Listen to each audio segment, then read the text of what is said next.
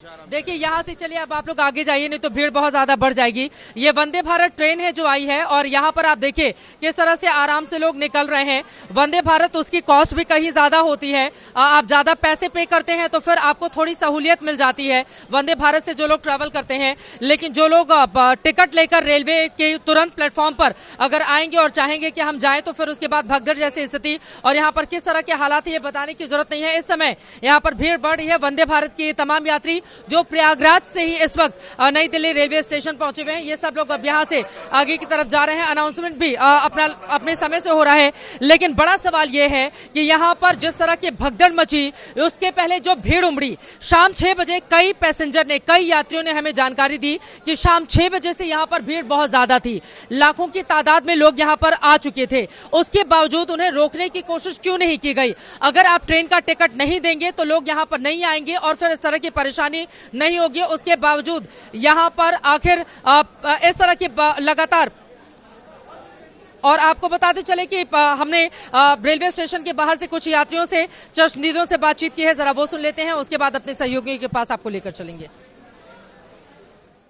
क्या आप यहीं पर थे प्रयागराज? नहीं, मैं तो यहाँ पे नहीं था, मैं तो यहीं दिल्ली में रहता हूँ। मेरा भतीजा आ रहा था बनारस से, तो प्लेटफॉर्म चेंज को लेकर के कुछ सूचना, अनाउंसमेंट हुआ, उसी में भगदड़ मच गई। भगदड़ में जो है कि अफरा तफरी मची, भागम भाग हुई। ये बैग किसका है? ये मेरे भतीजे का है जो अभी LNJP में एडमिट है। अच्छा, वो वहाँ पर वो एडमिट है। तो ये बैग कैसे मिला आपको? वो 4 लोग थे, तो एक तो डेथ कर गया साथ। अच्छा, एक कोई हाँ। कहाँ के रहने वाले थे? वो भी सब बनारस गाजीपुर के ही। अच्छा, बनारस गाजीपुर के। कितने लोग जा रहे थे एक साथ? एक साथ 4 लोग थे, तो एक डेथ कर गया और एक जो है कि एडमिट था हॉस्पिटल में, मेरा भतीजा। जिसकी डेथ हुई है क्या नाम है उनका? उसका नाम शायद आयुष है। अच्छा, और तो वो नहीं रहे। क्या उम्र थी? 18-19 साल। चश्मदीदों की जुबानी रेलवे स्टेशन पर हुए हादसे की पूरी कहानी आपने सुन ली है, लेकिन मैं आपको एक बानगी दिखाती हूं। देखिए, अभी वंदे भारत ट्रेन आई जिसमें यात्रियों की तादाद दूसरे ट्रेनों के मुकाबले कम होती है। इसमें आप ये कह सकते हैं कि स्पेशल जो ज्यादा पैसे देकर यात्री ट्रेवल करते हैं वो।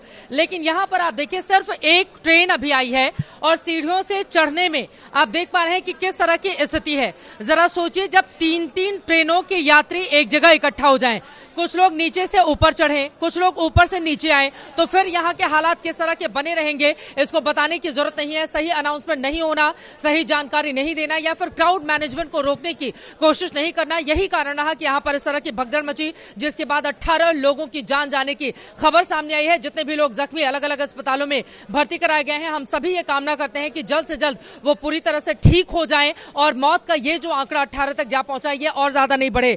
दिव्यांकर हमारे साथ जुड़े हुए हैं, अंकित गुप्ता हमारे साथ मौजूद हैं, वरुण हमारे साथ मौजूद हैं, हमारे सहयोगी अहमद बिलाल भी हमारे साथ जुड़े हुए हैं, और भी तमाम हमारे संवाददाता जो पल पल की जानकारी आप तक पहुंचा रहे हैं। दिव्यांकर, सीधे आपके पास आते हुए क्या और जानकारी मिल रही है? आप जितने लोग प्रयागराज जाने के लिए या अपने दूसरे गंतव्य तक जाने के लिए, पहुंचने के लिए इंतजार कर रहे हैं, क्या उनके लिए कोई वैकल्पिक व्यवस्था रेलवे की ओर से उपलब्ध करवाई जा रही है? क्या जानकारी मिल रही है दिव्यांकर?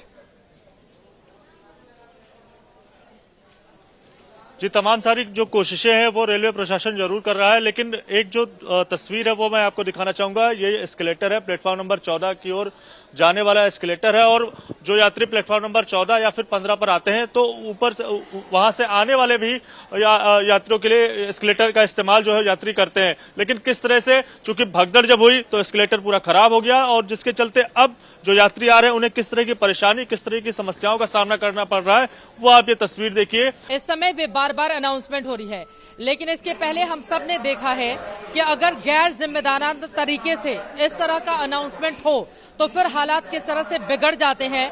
कुछ ही घंटे पहले इसी रेलवे स्टेशन पर कई ऐसे परिवार थे जो अपनों से बिछड़ गए, कई ऐसे लोग जिनकी जिंदगी हमेशा के लिए खामोश हो गई। 18 लोगों की जान जाने की खबर सामने आई है। अभी भी न जाने कितने लोग हैं जो एक एक सांस के लिए अस्पताल में भर्ती हैं। देश की राजधानी दिल्ली में अगर सबसे बड़े रेलवे स्टेशन पर इस तरह की बदइंतजामी देखने को मिलेगी तो फिर पलटकर सवाल पूछा जाएगा कि रेलवे की ओर से जो इतने सारे इंतजाम के दावे किए जाते हैं, जब भी कोई बड़ी व्यवस्था, हम सब ने देखा है, चाहे छठ का पर्व आता है, चाहे इसके पहले कोई भी पर्व आते हैं, तो किस तरह की बदइंतजामी, अगर आप क्राउड मैनेजमेंट नहीं सीखेंगे, अगर आप गलत जानकारी लोगों को देंगे, या फिर भीड़ ज्यादा बढ़ने पर भी आप कहेंगे उसी प्लेटफॉर्म पर जाओ क्योंकि ट्रेन वहीं पर आने वाली है, तो उन निर्दोष और मासूम लोगों का क्या, जो प्रयागराज जाना तो चाहते थे ताकि गंगा में डुबकी लगाएं और फिर उनकी जिंदगी में परिवर्तन आए, लेकिन इसी रेलवे स्टेशन से न जाने कितनी जिंदगी खामोश हो जाती है, कितने परिवार को अपने घर पर वापस लौटना पड़ता है, और और कितने लोग ऐसे हैं जिनका जो दर्द है वो खत्म होने का नाम नहीं ले रहा है, आंखों में आंसू है, परिवार के परिवार बिछड़ गए हैं। सबसे बड़ा सवाल यह है, देश की राजधानी दिल्ली में अगर इस तरह से अव्यवस्था का आलम होगा तो फिर बाकी जगहों की स्थिति को आप समझ सकते हैं। अगर रेलवे की ओर से बेहतर प्रबंध नहीं किए जा सकते थे तो फिर बार बार टिकट देने की जरूरत क्यों थी? अगर भीड़ ज्यादा थी तो रेलवे स्टेशन के बाहर ही लोगों को रोकने के इंतजाम क्यों नहीं किए गए? अगर यहां पर यात्री बता रहे हैं कि शाम 6 बजे से भीड़ बहुत ज्यादा बढ़ गई थी, एक से दूसरी जगह जाने में 1-1 घंटे का समय तय करना पड़ रहा था, तो सवाल बड़ा ये पूछा जाएगा कि रेलवे मंत्री जो बार बार दावे करते हैं तमाम तरह की व्यवस्थाओं के, उन दावों का दम यहां पर आकर क्यों खत्म हो जाता है? मैं उस जगह पर आ चुकी हूं जहां पर सीढ़ियों पर जिस तरह की भगदड़ मची थी, जो तस्वीरें लगातार एबीपी न्यूज के हमारे दर्शक देख रहे हैं, जो विचलित करने वाली, परेशान करने वाली तस्वीरें हैं, जरा हम आते हैं और यहां पर आपको दिखाते हैं। आप देखिए, ये जो रेलिंग लगी होती है सीढ़ियों पर, ये पूरी तरह से टूट गई है। भगदड़ इतनी ज्यादा, ये आप जो देख रहे हैं कितना मजबूत ये होता है, लेकिन कितनी जबरदस्त उस समय भीड़ रही होगी, जिसके बाद ये आप देख पा रहे हैं रेलिंग पूरी तरह से बीच से ही क्रैक हो गई है। कितनी भीड़ रही होगी यहाँ पर, यानी कि बहुत ज्यादा धक्का मुक्की।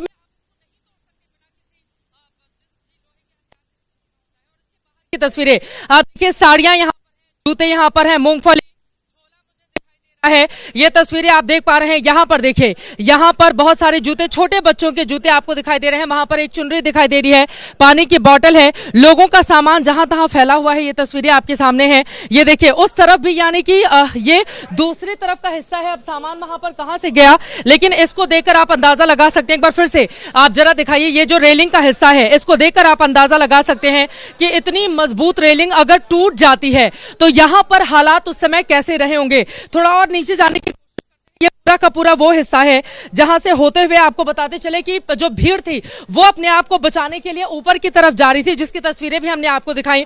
और भीड़ जब थमी थी तो यहाँ पर बहुत बड़ी तादाद में जूते, चप्पल, कपड़े, लोगों के सामान यहाँ पर बिखरे हुए थे। रेलवे प्रशासन ने तत्काल यहाँ पर सफाई करवा दी और उसके बाद यहाँ से सामान तो हटवा दिया, लेकिन ये जो दाग 18 लोगों की मौत के लगे हुए हैं रेलवे के ऊपर, उसको वो कैसे धो पाएगा, ये बड़ा सवाल है। थोड़ा और नीचे चलते हैं और आपको दिखाते हैं तस्वीरें। नीचे की तरफ आप सोचिए, ये इतना मजबूत, इसको आप हिला भी नहीं सकते हैं। ये जो रेलिंग है आप इसको हिला भी नहीं सकते हैं, और आगे की तरफ अगर वो रेलिंग टूटी हुई है तो फिर आप सोचिए कि वहां पर हालात किस तरह थे। और अब मैं आ चुकी हूं उस प्लेटफॉर्म पर। आपको बताते चले, यही वो हिस्सा है जहां पर काफी ज्यादा भीड़ लगी हुई थी। एक तरफ आप देखेंगे, एक तरफ 13 नंबर, 14 नंबर, और यहाँ पर अभी फिलहाल प्रशासन, पुलिस के बेहतर यहाँ पर प्रबंध कर दिए गए हैं। एक कहा जाता है, कहावत है बार बार, आप पीछे की तरफ देखेंगे यहाँ पर किस तरह से पुलिस प्रशासन की काफी ज्यादा भीड़ आ चुकी है और यहाँ पर लोगों को हटा दिया गया है। लेकिन यही 4 घंटे पहले अगर आप यहाँ पर आते तो पैर रखने तक की जगह नहीं थी। रेलवे की ओर से इतनी बड़ी कोताही क्यों की गई? प्लेटफॉर्म आखिरी समय में क्यों चेंज किया गया? अगर भीड़ बहुत ज्यादा थी तो पहले ही उनको रोकने की कोशिश क्यों नहीं की गई? आप देखिए, दिल्ली पुलिस के यहाँ पर तमाम अधिकारी और इसके साथ ही जो अर्धसैनिक बल है उनको भी लगाया गया है। लेकिन फिलहाल अब लोग नहीं मिलेंगे आपको। लोग तो या अपने घर जा चुके हैं, या कुछ लोग अस्पताल में इस वक्त हैं, या कुछ लोग अपने को ढूंढ रहे हैं, या कई लोग ऐसे हैं जो प्रयागराज जाने वाली ट्रेन में सवार होकर जा चुके हैं। लेकिन अभी यहाँ पर सन्नाटा है। आप सोचिए, अभी यहाँ पर शांति है, लेकिन अब से थोड़ी देर पहले, 3 से 4 घंटे पहले यहाँ पर जिस तरह की दुर्दशा थी, जिस तरह की अव्यवस्था थी, रेलवे प्रशासन की ओर से जो कोताही बरती गई, भारी भीड़ होने के बावजूद लोगों को रोका नहीं गया, क्राउड मैनेजमेंट के नाम पर पूरी तरह से रेलवे फेल रहा है। उसकी जिम्मेदारी और जवाबदेही कब तय की जाएगी, ये बड़ा सवाल बना हुआ है। दुनिया बदल रही है और ये भारत के लिए ला रही है इन्फिनिट अवसर, जिसे हम कहते हैं मिनट इन्फिनिट। आइए आइडियाज ऑफ इंडिया के मंच पर समझे इसी मिनट इन्फिनिट को 21 और 22 फरवरी abplive.com पर।